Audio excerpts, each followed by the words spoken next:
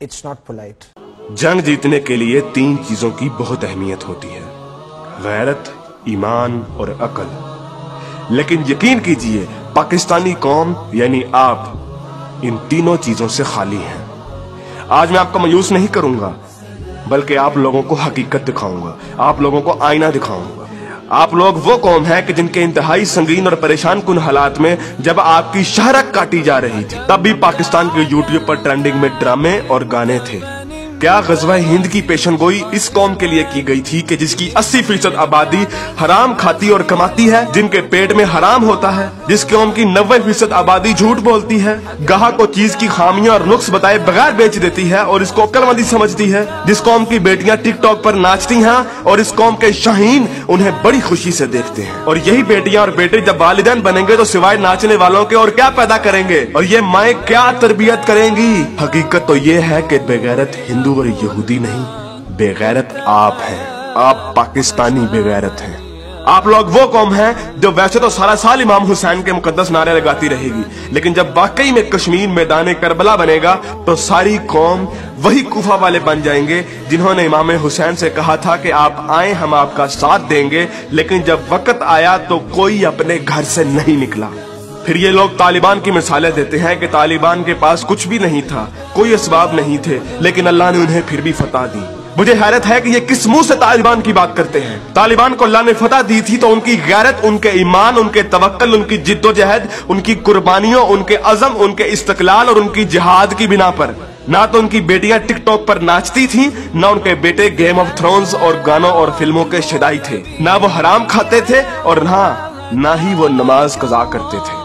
कश्मीरी तो बेवकूफ है कि उन्होंने इस कौम से सारी उम्मीदें लगाई हुई हैं, जिस कौम के नौजवान मुजाहिद भी हैं और मुफ्ती भी हैं, लेकिन सिर्फ फेसबुक, ट्विटर और इंस्टाग्राम के। बल्कि लोग नौजवानों को और इस यूथ को बहुत सराहते हैं, कहते हैं कि ये पाकिस्तान का एसेट है, लेकिन मैं ये कहता हूँ कि ये नौजवान लानत है। इस वक्त पाकिस्तान की तकरीबन तमाम यूनिवर्सिटीज फहाशी, फहशगोई, गलाजत, नशा, इश्क माशूकी का अड्डा बनी हुई है। इन नौजवानों ने इस्लाम का मजाक बना दिया है। इन्हीं नौजवानों ने मॉडर्निज्म के नाम पे फहाशी और बेहयाई को रिवाज दिया है। हर लड़की आजकल टाइट्स पहन के फिरती है। इस्लाम और तहजीब का कोई नामो निशान ना यूनिवर्सिटीज में है ना कॉलेजेस में।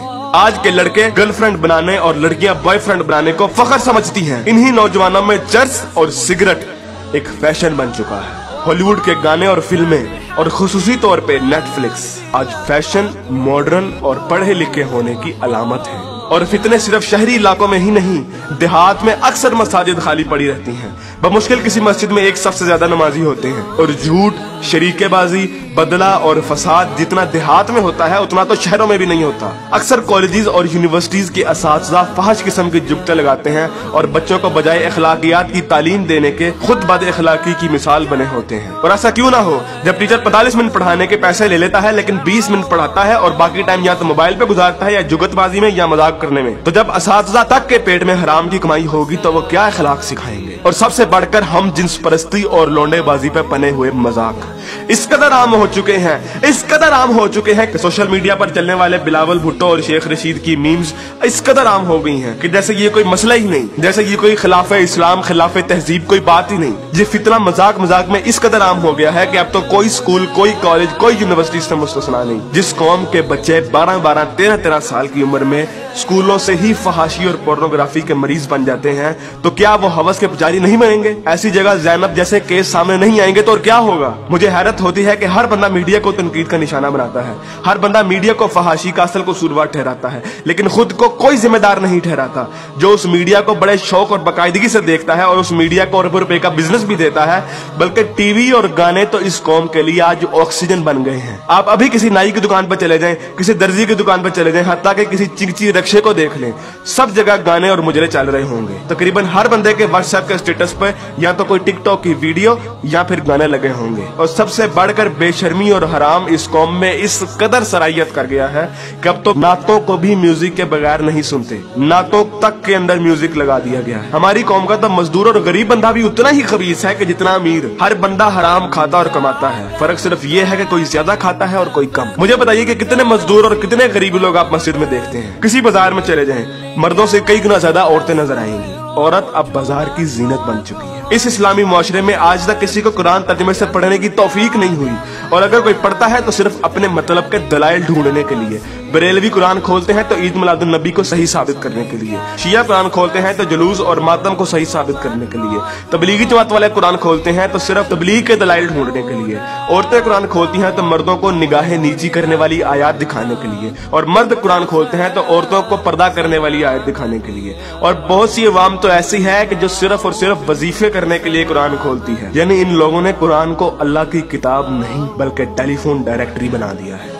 अपने मतलब का नंबर निकाला और डायरेक्टरी बंद। उलमा भी इन लोगों को कुछ नहीं कहते हैं। हर जुम्मे पे उलमा सिर्फ फजाइल की बातें करते हैं, कभी लोगों को ये नहीं कहते कि बेगैरती से कैसे बचा जा सकता है, बदगुमानी से कैसे बचा जा सकता है, झूठ से और फ्रॉड से कैसे बचा जा सकता है। उलमा भी लोगों को नहीं कहते कि कुरान तर्जुमे के साथ पढ़ो और सुनो कि तुम्हारा रब तुम्हें क्या कहता है। और यकीन कीजिए कि जब आप कुरान तर्जुमे के साथ पढ़ेंगे तो आपको अंदाजा होगा कि एक बार सुभान अल्लाह या 100 बार कलमा पढ़ने से जन्नत नहीं मिलनी। अमल करना पड़ता है, अमल। लेकिन हमारे मीठे मीठे उलमा और मुबल्लिग सिर्फ और सिर्फ मोहब्बतें बांटने पर जन्नतों का वीजा दे देते हैं। जिस मुल्क में दुनिया में सबसे ज्यादा ईद मिलादुन नबी मनाई जाती हो, मुहर्रम के जुलूस निकलते हो, तबलीगी जमात वाले तबलीग करते हो, वही मुल्क दुनिया में करप्शन और झूठ और हराम कमाने में सबसे आगे है। तुम लोग कुर्बानी के लिए जानवर भी लेते हो तो सिर्फ लोगों को दिखाने के लिए, अपना स्टेटस कायम करने के लिए। यकीन कीजिए असल गद्दार आप हैं। कायदे आजम अल्लामा इकबाल और 50 लाख शोहदा के लहू से गद्दारी की है आपने,